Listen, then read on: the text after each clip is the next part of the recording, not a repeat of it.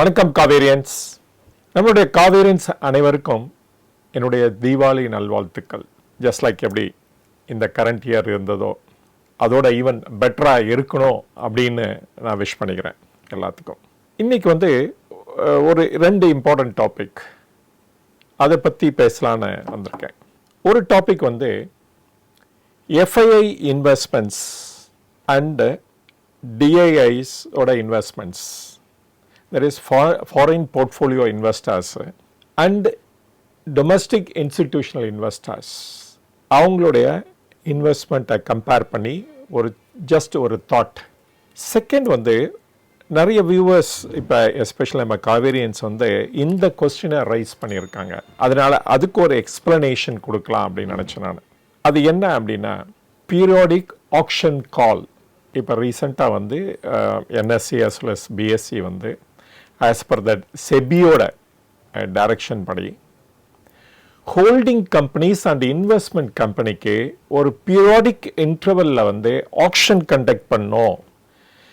எதுக்கு அப்படின்னா price discovery. அதுக்காக ஏன் foreign institutional investors and domestic இன்வெஸ்டர்ஸை இப்போ கம்பேர் பண்ணோன்னு நினைக்கிறேன் அப்படின்னா, இந்த டொமஸ்டிக் இன்ஸ்டிடியூஷனல் இன்வெஸ்டர்ஸ் இன்னைக்கு மேட்ச் பண்ணிட்டாங்க அவங்களுடைய ஹோல்டிங்ஸ் இந்த இந்தியன் ஷேர் மார்க்கெட்டை வித் ஃபாரின் இன்ஸ்டிடியூஷனல் இன்வெஸ்டர்ஸ். இது ஒரு கிரேட் நியூஸ் அப்படின்னு தான் சொல்லணும். FIIs 17.09 ஹோல்ட் பண்ணுறாங்க. டொமஸ்டிக் இன்ஸ்டிடியூஷனல் இன்வெஸ்டர்ஸ் 17.09% ஹோல்ட் பண்ணுறாங்க. இதெல்லாம் ஃபாரின் இன்ஸ்டிடியூஷனல்ஸ் இன்வெஸ்டர்ஸ் விற்றாங்கன்னா அப்படியே ஷேர் மார்க்கெட் அப்படியே டோட்டலாக கொலாப்ஸ் ஆகிடும். இன்ஃபேக்ட் 2020 மார்ச்சில் 20th அன்னைக்கு $6.5 billion தான் ஃபாரின் இன்ஸ்டிடியூஷனல்ஸ் இன்வெஸ்டர்ஸ் விற்றாங்க. ஆனால் மார்க்கெட் நிலை 30% ட்ராப் ஆச்சு. ஆனால் இன்னைக்கு மோர் தென் $10.5 billion விற்றுருக்காங்க. ஆனால் மார்க்கெட் குறைஞ்சது ஒரு 6-7% தான் குறைஞ்சிருக்கு. இதுலேருந்து என்ன நமக்கு தெரியுது அப்படின்னா, domestic investors and domestic institutional இன்வெஸ்டர்ஸும் நிறைய இன்வெஸ்ட் பண்ணுறாங்க. அவங்க ஷேர் மார்க்கெட்லேருந்து அவங்களுக்கு பெட்டர் ரிட்டர்ன் கிடைக்குது, அதனால கண்டினியூ பண்ணிட்டு இருக்காங்க அவங்களோட இன்வெஸ்ட்மெண்ட்டை அப்படின்னு தான் நம்ம எடுத்துக்கணும். அதான் இட்ஸ் அ கிரேட் ஸ்டோரின்னு நினைக்கிறேன். ஆனால் இன்னைக்கு மார்க்கெட் வேல்யூவேஷனை ஆஃப் FIIஸோட இன்வெஸ்ட்மெண்ட் பார்த்தீங்கன்னா as what $930 billion. அவங்க வித்த அபவுட் $10 billion or $10.5 billion டோட்டலாக எடுத்துட்டிங்கன்னா அது only 1.1% ஆஃப் தர் ஹோல்டிங்ஸ் தான். நாட் அ பிக் ஒன் அப்படின்னு தான் சொல்லணும். பட் எவ்வளோ நாள் நம்மளுடைய டொமஸ்டிக் இன்ஸ்டிடியூஷனல் இன்வெஸ்டர்ஸ்கிட்ட பணம் இருக்க போது, there is foreign institutional investors விற்க இவங்களால வாங்கிட்டு இருக்க போகிறாங்க அப்படிங்கிறது ஒரு பெரிய கொஸ்டினாக இருக்குது டெஃபினட்டாக. ஏன்னா கலெக்டிவாக பார்த்தீங்கன்னு வச்சுக்கோங்களேன், டொமஸ்டிக் இன்ஸ்டிடியூஷனல் இன்வெஸ்டர்ஸ் கிட்ட அரௌண்ட் அபவுட் 1,95,000 crores தான் இருக்குது கையில். இப்போ nearly about 1 lakh crores invest பண்ணிட்டாங்க. ஆனால் அதனால் ஒரு 95,000 crores தான் கையில் இருக்குன்னு சொல்லலாம். அஃப்கோர்ஸ் இந்த மாதத்தில் வந்த இன்ஃப்ளோவை நான் கன்சிடர் பண்ணல. இந்த இதில் இன்னைக்கு கூட இந்த வீடியோ பண்ணுறப்ப மார்க்கெட் டவுனாக தான் இருக்குது.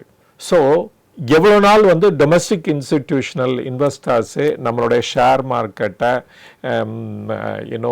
கட்டி பிடிச்சிட்டு இருக்க போகிறாங்க அப்படின்னு தான் சொல்லணும் நம்ம. அஃப்கோர்ஸ் ஒரு ஃபாரின் இன்ஸ்டிடியூஷனல் இன்வெஸ்டர்ஸ் அப்படின்னு சொன்னோம் அப்படின்னா அவங்க ஒரு ஹோமோஜினஸ் பாடி அப்படின்னு சொல்லிட முடியாது. எல்லாமே ஒரே மாதிரி தான் திங்க் பண்ணுவாங்க அப்படின்னு சொல்லிட முடியாது.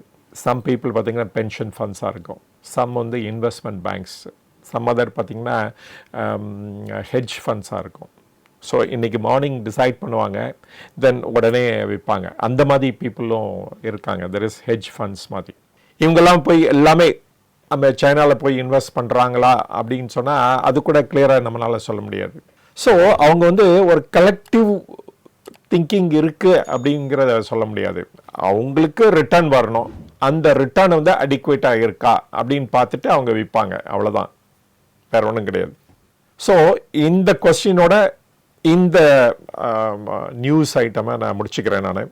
தட் இஸ் எவ்வளோ நாள் வந்து DIIs கையில் பணம் இருக்க போகுது, இல்லாட்டா நம்மளுடைய pension funds like NPS or insurance கம்பெனிக்கிட்ட பணம் இருக்க போகுது, இந்த விற்கிறது அத்தனையும் வாங்கிட்டு இருக்க போகிறாங்க அப்படிங்கிற அந்த ஒரு பெரிய கொஸ்டினோட நான் முடிச்சுக்கிறேன் இந்த நியூஸ் ஐட்டத்தை. செகண்ட் நியூஸ் ஐட்டம், அது வந்து ஒரு இம்பார்ட்டன்ட் நியூஸ் ஐட்டம் அப்படின்னு நினைக்கிறேன். அதுக்கு போகிறதுக்கு முன்னாடி ஒரு கொஸ்டின், இந்த கொஸ்டினை நிறைய பேர் ஆன்சர் பண்ண முடியும்னு நினைக்கிறேன். ஆனால் தெரியாதவங்களுக்காக இந்த கேட்கப்பட்ட கொஸ்டின்ஸ் எடுத்துக்கோங்க. இந்தியாவிலே ஹையஸ்ட் ப்ரைஸ் இப்போ கோட்டார ஷேரு எந்த கம்பெனியோட ஷேருன்ட்டு உங்களால் சொல்ல முடியுமா?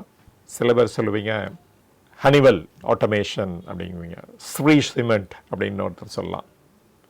ஆனால் நம்ம ஊரில் இருக்க share there is MRF, even 1,50,000 கூட ரீச் ஆச்சு ஒரு டைமில். நிறைய பேர் இது தான் நினச்சிட்டு இருப்பீங்க. ஆனால் அந்த ரெக்கார்டையும் பீட் பண்ணிவிட்டு இன்றைக்கி ஒரு கம்பெனி கொட்டாயிட்டு இருக்கு. அந்த கம்பெனி எதுவும் இல்லைங்க, Elcid இன்வெஸ்ட்மெண்ட். இது ஒரு இன்வெஸ்ட்மெண்ட் கம்பெனி. எதில் இன்வெஸ்ட் பண்ணியிருக்காங்கன்னா, தெர் இஸ் ஏஷியன் பெயிண்ட்ஸ்லையும் இன்வெஸ்ட் பண்ணியிருக்காங்க. அபவுட் 2.95% ஹோல்ட் பண்ணிட்டுருக்காங்க.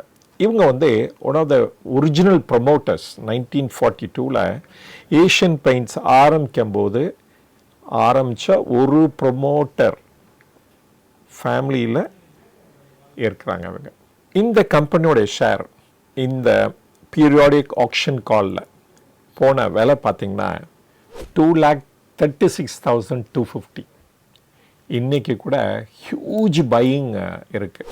ரீசெண்டாக வந்து செபி வந்து ஒரு அனௌன்ஸ்மெண்ட் கொடுத்துருந்தாங்க, that holding companies and investment companies அவங்களுடைய மார்க்கெட் மேக்கிங்காக அந்த கால். இதுக்கு வந்து இல்லிக்விட் ஸ்டாக்னு சொல்லுவாங்க. தெர் இஸ் பையரும் இருக்காது, சம்டைம்ஸ் செல்லர் இருக்காது. அந்த மாதிரி டைமில் வந்து எப்படி வந்து ஒரு ட்ரேடை கண்டக்ட் பண்ண முடியும்? அதனால சர்டன் ரூல்ஸ் அண்ட் ரெகுலேஷன்லாம் பப்ளிஷ் பண்ணி இதை வந்து ஒரு பீரியாடிக் டைமில் வந்து ஆக்ஷன் கண்டக்ட் பண்ணோம் அப்படின்னு சொன்னாங்க. அந்த ஃபர்ஸ்ட் ஆக்ஷன் வந்து அக்டோபர் 28 நடக்கும்னு சொல்லியிருந்தாங்க.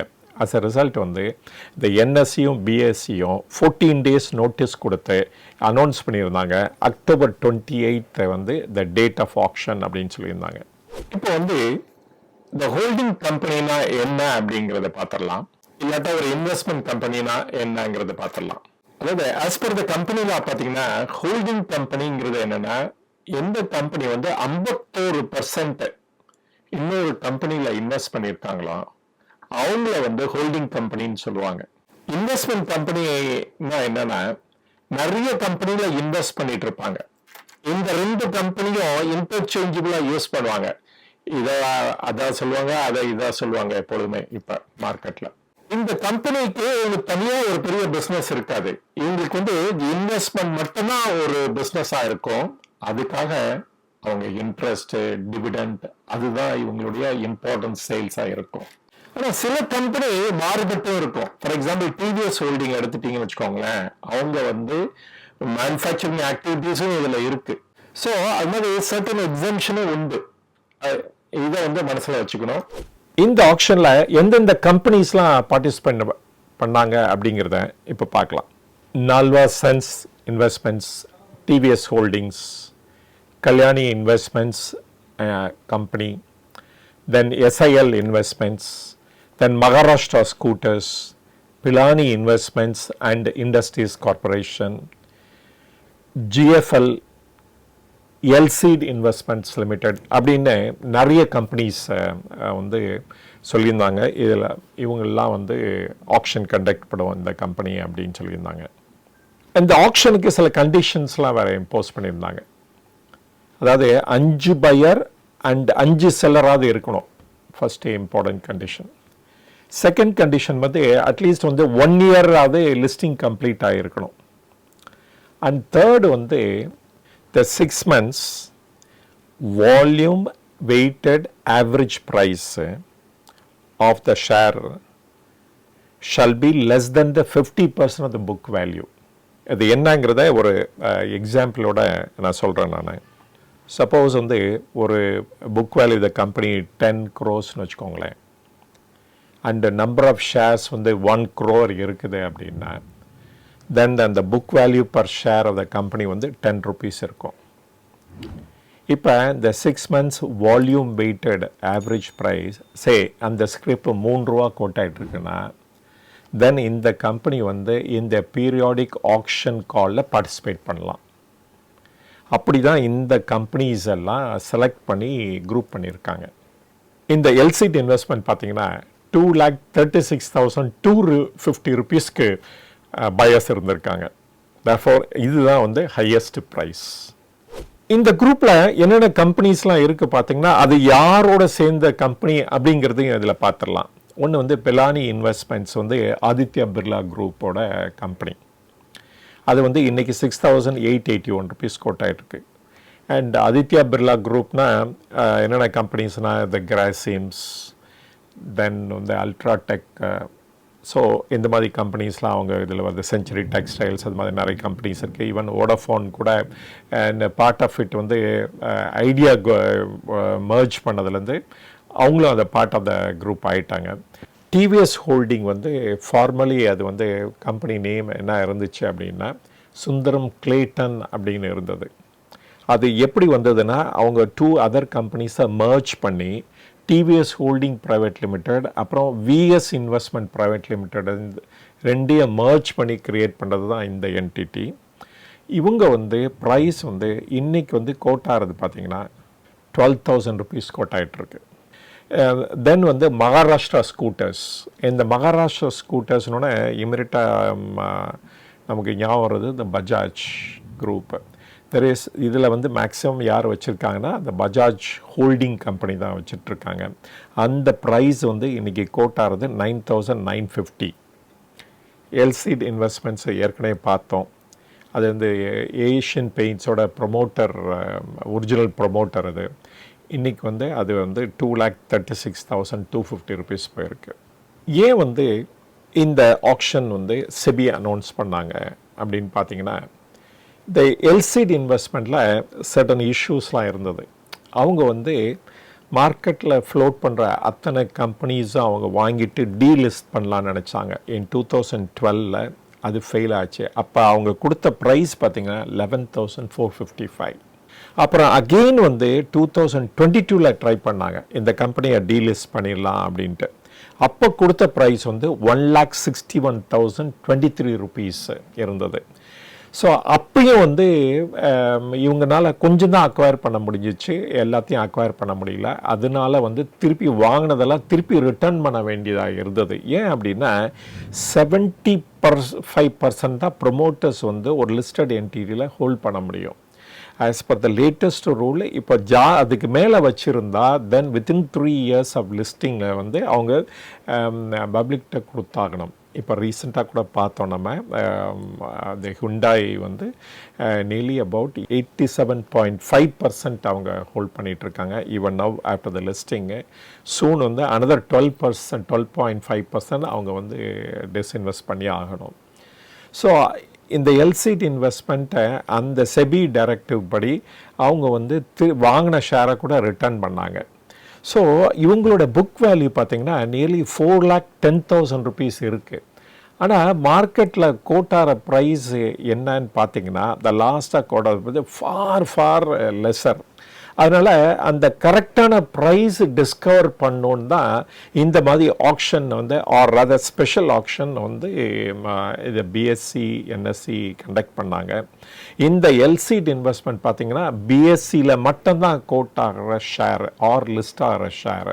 அதனால் யாராவது இந்த கம்பெனி பற்றி ஏன்னோ அந்த ட்ரேட் பண்ணணும் நினச்சா இந்த பிஎஸ்சி ஓட லிஸ்டிங்கில் போனால் தான் நீங்கள் வந்து இந்த கம்பெனியை வந்து ட்ரேட் பண்ண முடியும். அண்ட் வித் திஸ் வந்து I come to the end of the video அப்படின்னு நினைக்கிறேன். தேங்க்ஸ் ஃபார் வாட்சிங். Thanks for your time. Thank you.